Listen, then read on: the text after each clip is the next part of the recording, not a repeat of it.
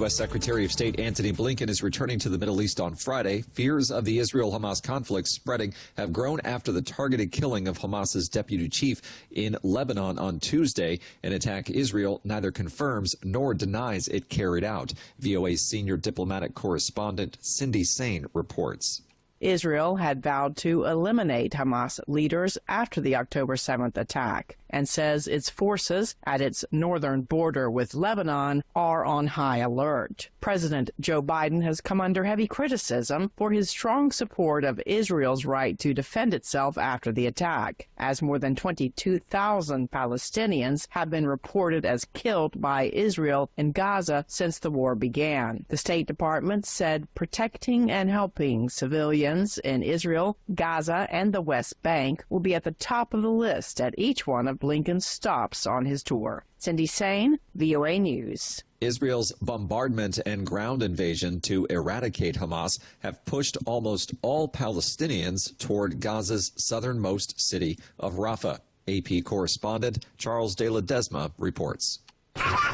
In nearly every plot of land that stretches west from the city of Rafah, thousands of nylon tents have sprung up for those without a house to shelter in. The Rafah area had a pre-war population of around 280,000, a figure that's bulged to over 1 million in recent days, according to the UN. As the displaced population grows, life in the border city with Egypt becomes more desperate by the hour as people struggle to find food and drinking water. I'm Charles de Ledesma. You'll find expanded coverage of world news and events at our website, voanews.com, 24 hours a day. This is VOA News. A former Capitol police officer who defended the building against rioters says he's running for Congress. AP Washington correspondent Sagar Meghani reports. We've got a democracy to protect. After leaving the force a few weeks ago, Harry Dunn wants to return to the Capitol in a new role. In a social media announcement, Dunn says he will join a crowded field to represent Maryland's heavily Democratic 3rd Congressional District. Dunn, who is black, testified before Congress about fighting rioters who yelled racial slurs and had fully bought into Donald Trump's false claims of a stolen election. We can't ever let this happen again. And you've heard it from Trump himself. He is hell-bent on finishing what he started this day. Sagar Meghani, Washington. An apparent arson fire aboard a passenger train in Bangladesh's capital has killed 4 people. The fire adds to the country's extreme tension ahead of Sunday's parliamentary elections that opposition is seeking to boycott and disrupt with a general strike. The fire rapidly raced through 4 coaches in the passenger train late Friday in what one police official called an attack aimed at scaring people ahead of the voting. Authorities did not immediately name any individual or groups as suspects. Bangladesh frequently has violence surrounding elections. Sunday's voting comes amid an increasingly polarized political culture led by 2 powerful women, current Prime Minister Sheikh Hasina and former Premier Khalida Zia, who is under house arrest. South African former Paralympic star Oscar Pistorius was released on parole on Friday, nearly 11 years after murdering his girlfriend, model Reva Steenkamp. Reuters correspondent Alice Rizzo has more.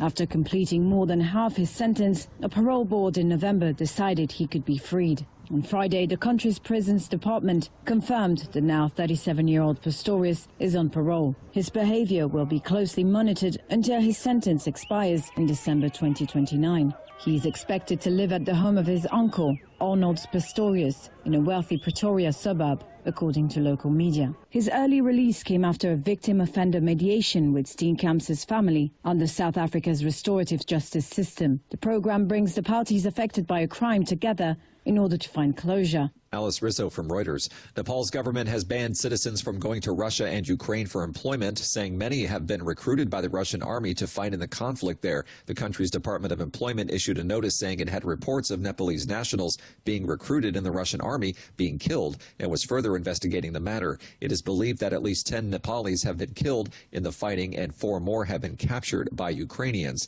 It is also believed that there are some Nepalese citizens also fighting as hired soldiers on the Ukraine side, but that has not been confirmed by the government.